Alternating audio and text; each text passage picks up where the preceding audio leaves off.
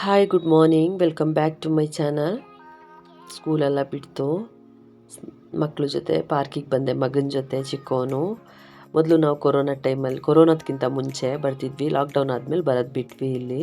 ಆವಾಗ ಮಕ್ಕಳು ಸ್ವಲ್ಪ ಚಿಕ್ಕವರಿದ್ದರು, ಎಂಜಾಯ್ ಮಾಡ್ತಿದ್ರು ಇಲ್ಲಿ ಬಂದು. ಈಗ 8th ಸ್ಟ್ಯಾಂಡರ್ಡ್ ಅಲ್ವಾ, ಸುಮ್ಮನೆ ಕೂತಿದ್ದಾನೆ ಬಂದು. ಸೊ ಚೆನ್ನಾಗಿ ಅನಿಸುತ್ತೆ, ತುಂಬ ಚಿಕ್ಕ ಚಿಕ್ಕ ಮಕ್ಕಳನ್ನ ಕರ್ಕೊಬರ್ತಾರೆ ಆಟ ಆಡಿಸ್ಲಿಕ್ಕೆ ಈವ್ನಿಂಗ್ ಟೈಮಲ್ಲಿ. ಮತ್ತು ಓಲ್ಡ್ ಏಜ್ ಅವ್ರು ಬಂದು ಕೂತು ಮಾತಾಡ್ತಿರ್ತಾರೆ, ವಾಕ್ ಮಾಡ್ತಿರ್ತಾರೆ, ವರ್ಕೌಟ್ ಮಾಡ್ತಾರೆ. ತುಂಬ ಚೆನ್ನಾಗಿರುತ್ತೆ ನೋಡೋಕ್ಕೂ, ನೆಮ್ಮದಿಯಾಗಿರುತ್ತೆ. ಸ್ವಲ್ಪ ಹೊತ್ತಿಲ್ಲಿ ಬಂದು ಕೂರ್ತಿದ್ದೀನಿ, ಎರಡು ದಿನ ಬಂದು ಕೂತೆ. ಆರಾಮ್ ಅನಿಸ್ತಿದೆ, ಸ್ವಲ್ಪ ಮನಸ್ಸಿಗೆ ಒಂಥರ ಮನೆಯೊಳಗೆ ಕೂತು ಕೂತು ಕೂತು ಸಾಕಾಗೋಗುತ್ತೆ. ಸೊ ಹಾಗಾಗಿ ಸ್ವಲ್ಪ ಹೊತ್ತು ನಾನು ಮಕ್ಕಳು ಬಂದ್ವಿ, ಜಾಸ್ತಿ ಏನು ದೂರ ಇಲ್ಲ, ಸ್ವಲ್ಪನೇ. ಹಾಗೆ ತರಕಾರಿ ಕೂಡ ತೊಗೊಂಡು ಹೋಗೋಣ ಅಂಥೇಳಿ ಬಂದ್ವಿ, ನಾನು ನನ್ನ ಮಗ. ಖುಷಿ ಆಯಿತು. ಮತ್ತು ಮನೆಗೆ ಬಂದೆ, 8 o'clock ಆಯ್ತು ಈಗ. ಸೊ ಇಲ್ಲಿ ಸಾಂಬಾರು ಮಾಡೋಣ ಅಂಥೇಳಿ ಚಿಕನ್ ಇತ್ತು, ಸ್ವಲ್ಪ ಮಾಡ್ತಾಯಿದ್ದೀನಿ. ಸಾಲಿಡ್ ಜಿಂಜರ್ ಗಾರ್ಲಿಕ್ಕು, ಕೊತ್ತಂಬರಿ ಸೊಪ್ಪು, ಚಕ್ಕೆ ಲವಂಗ, ಕಾಳು ಮೆಣಸು, ತೆಂಗಿನಕಾಯಿ ಮತ್ತು ಆನಿಯನ್ನು ಎಲ್ಲ ಸಾಲಿಡ್ಡು. ಮತ್ತು ಏನು ಫ್ರೈ ಮಾಡ್ಕೊಳ್ಳಲ್ಲ, ಹಾಗೆ ರುಬ್ಕೊಬಿಡ್ತೀನಿ ಜಾರಿಗೆ ಹಾಕಿ. ಇದಕ್ಕೆ ಎಣ್ಣೆ ಗಿಣ್ಣೆ ಹಾಕಿ ಫ್ರೈ ಮಾಡೋದು ಹಾಗೇನಿಲ್ಲ, ಹಸಿಯಾಗೆ ಎಲ್ಲ ಗ್ರೈಂಡ್ ಮಾಡ್ಕೋತೀನಿ.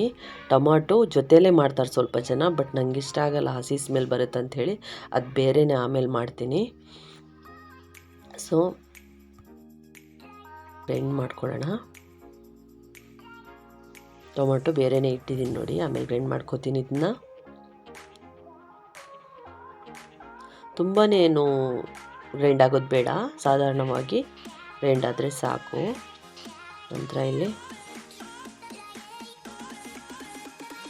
ಆಯಿಲ್ ಹಾಕ್ಕೊಂಡು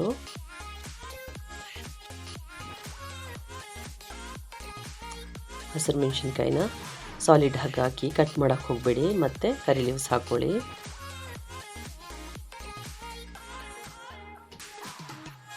ಈಗ ಈ ಗ್ರೈಂಡ್ ಮಾಡಿರೋ ಪೇಸ್ಟ್ ಇದೆಯಲ್ವಾ, ಅದನ್ನು ಹಾಕ್ಕೊಂಡು ಒಂದು 5ರಿಂದ 8 ನಿಮಿಷದವರೆಗೂ ಚೆನ್ನಾಗಿ ಫ್ರೈ ಮಾಡಿ, ಆಯಿತಾ. ಎಷ್ಟು ಫ್ರೈ ಮಾಡ್ತೀವೋ ಅಷ್ಟು ಟೇಸ್ಟಾಗಿರುತ್ತೆ, ಅದ್ರ ಫ್ಲೇವರು ತುಂಬ ಚೆನ್ನಾಗಿರುತ್ತೆ.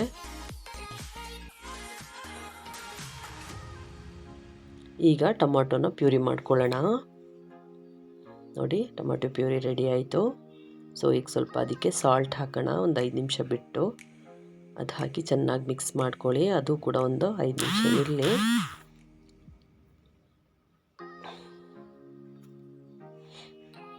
ಚೆನ್ನಾಗಿ ಕೈ ಆಡಿಸ್ತೀರಿ, ಕೈ ಆಡಿಸೋದು ಇದನ್ನು ತಳ ಹಿಡಿಯಲ್ಲ, ಬಟ್ ನಮಗೆ ಒಂಥರ ಆವಾಗವಾಗ ಕೈ ಆಡಿಸ್ತಾ ಇದ್ದರೆ ಸ್ವಲ್ಪ ಚೆನ್ನಾಗಿರುತ್ತೆ.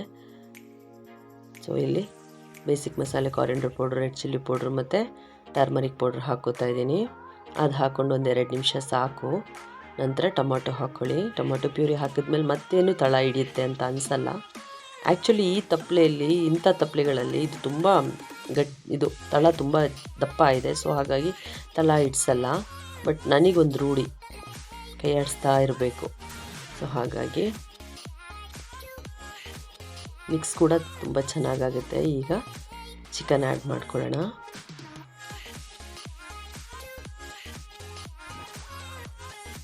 ಒಂದೇ ಥರದ ಸಾರು ತಿಂದು ಬೇಜಾರಾಗೋದಕ್ಕೆ ವೆರೈಟಿ ಮಾಡ್ತಾ ಇರಬೇಕು, ತುಂಬ ಚೆನ್ನಾಗಿರುತ್ತೆ. ಸೊ ಇದು ಗೀ ರೈಸ್ ಮಾಡ್ಕೊಂಡಿದ್ದೆ, ತುಂಬ ಚೆನ್ನಾಗಿತ್ತು. ಒಂದು 5-6 ನಿಮಿಷದವರೆಗೂ ಬೇಯಲಿ. ಬೇಕಾದ್ರೆ ಚಿಕನ್ ಬೇಯೋವರೆಗೂ ನೀರು ಹಾಕ್ತಾ ಇದ್ದರೆ ತುಂಬ ಚೆನ್ನಾಗಿರುತ್ತೆ. ನಾನು ಚಿಕನ್ ಬೇಯೋವರೆಗಲ್ಲ, ಯಾಕಂದರೆ ಚೆನ್ನಾಗಿ ಉಪ್ಪು, ಹುಳಿ, ಖಾರ ಎಲ್ಲ ನೀರು ಹಾಕಿದ್ಮೇಲೆ ಅಷ್ಟಾಗಿ ಇಡ್ಸಲ್ಲ, ಮೊದಲೇ ಇಡ್ಸ್ಕೊಬಿಟ್ರೆ ಚಿಕನ್ ಮಟನ್ಗೆ ಟೇಸ್ಟಾಗಿರುತ್ತೆ. ಸೊ ಹಾಗಾಗಿ ನೀರು ಮುಟ್ಸೋಕ್ಕೆ ಹೋಗಬೇಡಿ, ಅದುವರೆಗೂ ಚೆನ್ನಾಗಿ ಬೆಂದ ನಂತರ ಈಗ ನೀರು ಹಾಕ್ಕೊಳ್ಳಿ, ನಿಮಗೆ ಎಷ್ಟು ಕ್ವಾಂಟಿಟಿಲಿ ಬೇಕೋ ಅಷ್ಟು. ನನಗೆ ಸ್ವಲ್ಪ ತೆಳುವಾಗೇ ಇಷ್ಟ ಆಗುತ್ತೆ. ಗೀ ರೈಸ್ ಕೂಡ ಮಾಡ್ಕೊಂಡಿದ್ದೆ.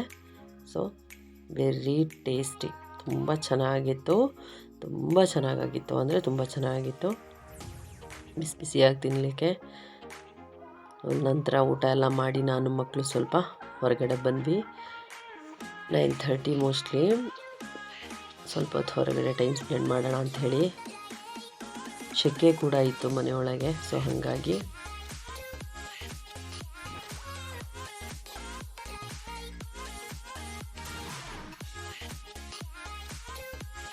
ಚಂದ್ರ ನೋಡಿ, ನಾನು ಇದೇನು ತೋರಿಸ್ಲಿಕ್ಕೆ ಟ್ರೈ ಮಾಡ್ತಾಯಿದ್ದೀನಿ ಗೊತ್ತಾ, ನಕ್ಷತ್ರ ತೋರಿಸ್ಲಿಕ್ಕೆ ಟ್ರೈ ಮಾಡ್ತಾಯಿದ್ದೀನಿ. ಬಟ್ ನನಗೆ ಕಾಣ್ತಾ ಇದೆ, ಬಟ್ ಇದರಲ್ಲಿ ಕ್ಯಾಪ್ಚರ್ ಆಗ್ತಿಲ್ಲ. ತುಂಬ ನಕ್ಷತ್ರ ಇತ್ತು, ಬಟ್ ನಾನು ತೋರಿಸೋಣ ಅಂತ ತುಂಬ ಹೊತ್ತು ಟ್ರೈ ಮಾಡಿದೆ. ಆಗಲೇ ಇಲ್ಲ, ಒಂದೋ ಎರಡೋ ಕಾಣ್ತಾ ಇದೆ ಅಷ್ಟೇ. ಒಂದು 20 ಮಿನಿಟ್ಸ್ ಮೇಲೇ ಇದ್ವಿ. ಮಕ್ಳಿಗೆ ತುಂಬ ಇಷ್ಟ, ಸ್ವಲ್ಪ ಹೊತ್ತು ಹೋಗೋಣ ಮಮ್ಮಿ ಮೇಲೆ ಅಂತಾರೆ. ಬಟ್ ನನಗಿಷ್ಟ ಆಗಲ್ಲ, ಚಳಿ ಬೇರೆ ಇರುತ್ತೆ ಒಂದೊಂದ್ಸರಿ. ಇವತ್ತು ಸೆಕೆ ಆಯಿತು ಅಂಥೇಳಿ ಹೊರಗಡೆ ಬಂದ್ವಿ. ನೈಟ್ ಹೊತ್ತು ನೋಡಲಿಕ್ಕೆ ಒಂಥರ ಚಂದ ಅಲ್ವಾ. ಸೊ ಹಾಗಾಗಿ ಮನಸ್ಸಾದರೆ ಒಂದೊಂದು ಸರಿ ಬರ್ತೀನಿ. ಮತ್ತು ಪಾರ್ಕಿಗೆ ಹೋಗಿದ್ನಲ್ಲ, ತುಂಬ ನೆಮ್ಮದಿ ಅನಿಸುತ್ತೆ ಟೈಮ್ ಸಿಕ್ಕಿದಾಗ ಸ್ವಲ್ಪ ಹೊತ್ತು ಹೋಗಿ ಕೂತ್ರೆ. ಮೊದಲೆಲ್ಲ ಹೋಗ್ತಿದ್ವಿ, ಮಕ್ಕಳು ತುಂಬ ಇದು ಮಾಡೋರು. ಈಗ ಮಕ್ಕಳು ಸ್ವಲ್ಪ ದೊಡ್ಡವರಾದ್ಮೇಲೆ ಅಷ್ಟೇನು ಇಷ್ಟಪಡಲ್ಲ. ಬಟ್ ಇವತ್ತು ನಾನೇ ಹೇಳಿದೆ ಹೋಗೋಣ ಮಗನೆ ಅಂತ. ಸೊ ಹಂಗಾಗಿ ಹೋಗಿ ಬಂದ್ವಿ. ಹಾಗೆ ತರಕಾರಿ ಎಲ್ಲ ತರೋದಿದ್ರೆ ಏನಿದ್ರೂ ಅಲ್ಲಿ ಕೆಲಸ ಮುಗಿಯುತ್ತಲ್ವ. ಸೊ ಹಾಗಾಗಿ ನೆಕ್ಸ್ಟ್ ಡೇ ಮಾರ್ನಿಂಗು ಸೂರ್ಯೋದಯದ ಟೈಮ್ ಚೆನ್ನಾಗಿರುತ್ತೆ. ದೋಸೆಗೆಲ್ಲ ರುಬ್ಬಿಟ್ಟಿದ್ದೀನಿ, ತವಾ ದೋಸೆ ಮಾಡೋಣ ಅಂಥೇಳಿ ಸ್ವಲ್ಪ ಮೇಲೆ ಬಂದೆ. ಮೊದಲೆಲ್ಲ ಬರಬೇಕಂತ ಅನಿಸ್ತಿರ್ಲಿಲ್ಲ, ಯಾಕೆಂದರೆ ಕಿಟಕಿಯಲ್ಲೇ ಕಾಣಿಸೋದು, ಈ ಕಿಟಕಿಲಿ ಕಾಣಿಸ್ತಿಲ್ಲ. ಸೊ ಹಂಗಾಗಿ ಬರ್ತೀನಿ. ತವಾ ದೋಸೆ ಆಗ್ತಾಯಿದೆ, ಮಕ್ಳಿಗೆ ಬ್ರೇಕ್ಫಾಸ್ಟ್ ರೆಡಿ ಮಾಡ್ತಾಯಿದ್ದೀನಿ.